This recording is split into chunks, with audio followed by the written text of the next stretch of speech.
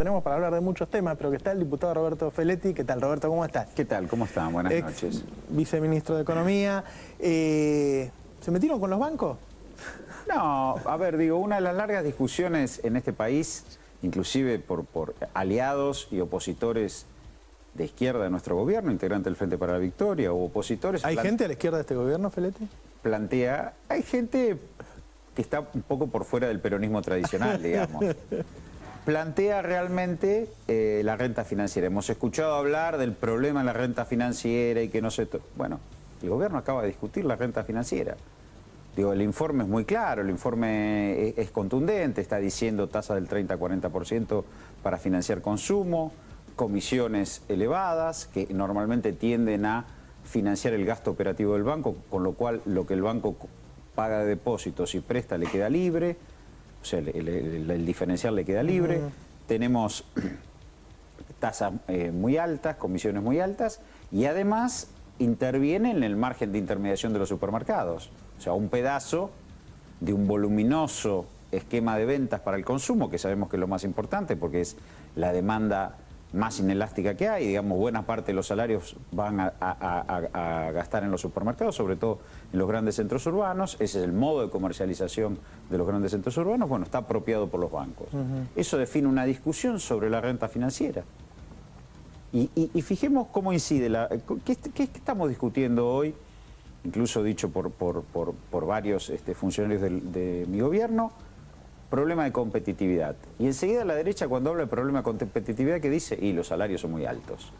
La forma de resolver el problema de la competitividad es la baja del salario. Y bueno, no es real. Esto está demostrando cuál es la tasa de ganancia empresarial y en particular de financiamiento que soporta este modelo. Bueno, esto es lo que se acaba de poner en discusión. Porque si no, efectivamente, en este contexto, digamos, durante todos estos años, la inversión se autofinanció, es decir, salió de las utilidades de los empresarios una tasa de inversión bastante alta. En este momento que se ha angostado la tasa de ganancia, muchos dicen, bueno, no tenemos competitividad. Bueno, la discusión es cuál es la tasa de ganancia y cuál es el financiamiento de la inversión que incide en esa tasa de ganancia. Y esto lo estamos viendo en esta discusión hoy entre supermercados, bancos y, por suerte, un Estado que regula. Ahora, para bajar la inflación no alcanza solamente con revisar la tasa de ganancia de los distintos sectores. Me parece que lo que hay que pensar ahí es la discusión sobre el financiamiento de la inversión en esta etapa. Como decía antes, durante 10 años la tasa de inversión alcanzó niveles del 24% del producto, 24,3% creo que cerró el 2011, muy altos, muy altos. Una parte importante era desarrollo inmobiliario, pero hubo inversión reproductiva importante. Y dentro de la construcción también había inversión reproductiva que se autofinanció. Es decir, no tenemos Banco de Desarrollo. Recién el año pasado, como bien señalaba el informe, hubo un vuelco de 17.000 millones de pesos de oferta crediticia, más un largo esfuerzo que hizo el Banco Nación desde el 2006 en créditos de largo plazo, pero la realidad es que el grueso de la inversión en este país se autofinanció con tasa de ganancia. El gobierno sigue sosteniendo demanda, sigue diciendo, señores, ustedes tienen mercado, nosotros bancamos la demanda y política de estímulo monetarios y fiscales a la demanda. ¿Por qué no se invierte? Bueno, porque se abre una discusión sobre la tasa de ganancia empresaria hoy, en este escenario. ¿Cuál es la tasa de ganancia? ¿Cuánto tarda un empresario en repagar, como se dice en la jerga, un fierro que hunde? Compra una maquinaria, ¿cuánto tiene que tardar? ¿3 años como quieren algunos? ¿5 años? ¿7, 8, 10? Esta es la gran discusión que estamos hoy. Ahora, el escenario de tensión de precios tiene que ver con regulación, como ha hecho el gobierno, sobre precios monopólicos, no solo en alimentos. Digo, tenemos directores que maneja el viceministro de Economía de presente en distintas empresas que tienen insumos difundidos, sobre los cuales se está discutiendo los planes de inversión y las tasas de ganancia. Es decir, hay una regulación del gobierno sobre la oferta monopólica. Y por el otro, me parece que hay una gran discusión hoy sobre financiamiento de la inversión. Me parece que la discusión de competitividad hoy, además de la energía, que afortunadamente todo parece indicar que va bien, es la discusión de la inversión y su financiamiento, no bajar salarios. Porque si no llegamos a la conclusión, el final de eso, el salario es inflacionario. Nos lleva a todo eso, retiren los estímulos a la demanda o devalúen, esas son las soluciones. Pero los planes, yo cuando escucho hablar que los acuerdos de precio no sirven, ¿los planes de estabilización monetaria y fiscal sirvieron? ¿Para qué? Para hacer pelota a la gente. Digo, la realidad es que la política de regulación de mercados que lleva adelante el gobierno es la que defiende la política de ingreso de la gente. Entonces me parece que hoy, financiamiento de la inversión, ¿y cuál es la tasa de ganancia, sobre todo la renta financiera, que soporta este modelo con este nivel de salarios que afortunadamente debemos mantener? Te cambio de tema, Roberto. Se empezó a debatir entre los políticos, entre los periodistas, bueno, cómo va a jugar el Papa Francisco en la región, en una región que claramente ha cambiado y que tiene hoy un modelo diferente prácticamente a todo el mundo, ¿no? Se está distinguiendo, sobre todo Sudamérica. se está distinguiendo de lo que pasa en Europa, de lo que pasa en Estados Unidos. ¿Vos pensás que puede tener alguna influencia? Bueno, evidentemente han puesto un Papa latinoamericano, que además es argentino, pero fundamentalmente la visión o el enfoque, supongo, en la elección del Vaticano es su rol como Papa latinoamericano, obviamente que va a tener una influencia sobre la región y también sobre la Argentina. Yo como católico tengo esperanza. Evidentemente la designación de Bergoglio, hoy convertido en Francisco como Papa, me da esperanza. Pero sí también hay que decir que la región, sobre todo Sudamérica, es una región que tiene paz, o sea que no tiene conflictos armados de prácticamente ningún tipo.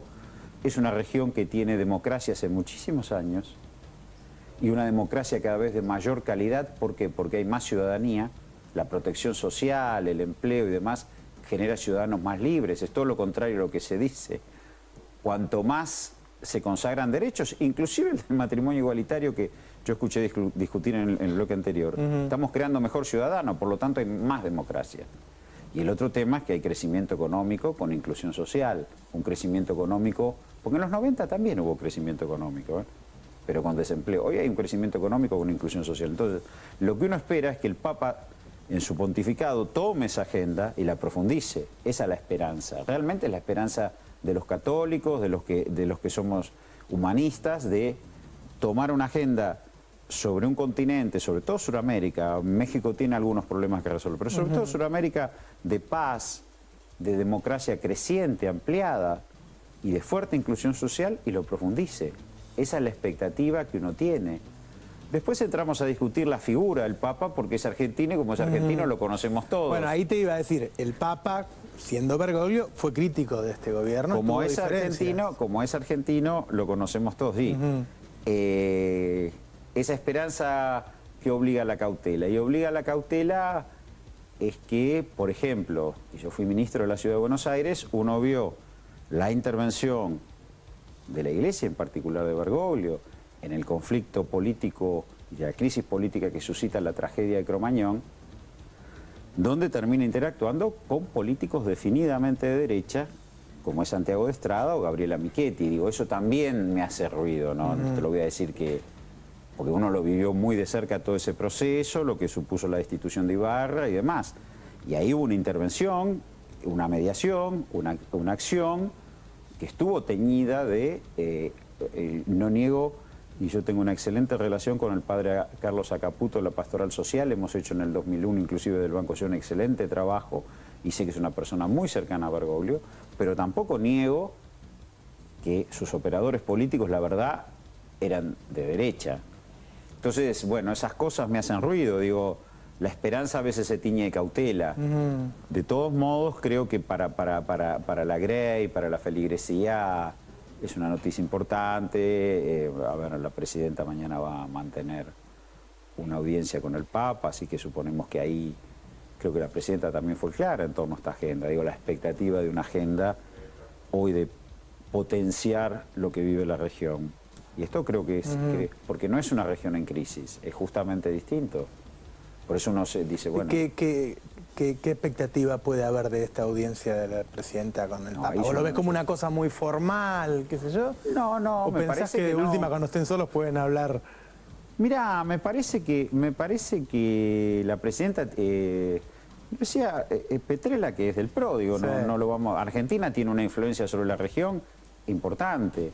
No solo por ejemplo, porque sus universidades públicas son lugares de enseñanza de muchísimos profesionales de la región, no solo porque muchos países limítrofes migran a buscar sus sueños y esperanzas, cosa que me pone orgulloso en este país, no solo porque ha proyectado liderazgos a escala regional importantes, digo, figuras importantes como puede ser Perón y Evita, como puede ser el Che, que tenían, paradójicamente son los más rebeldes de la historia, ¿no? Evita y el Che, los más conocidos.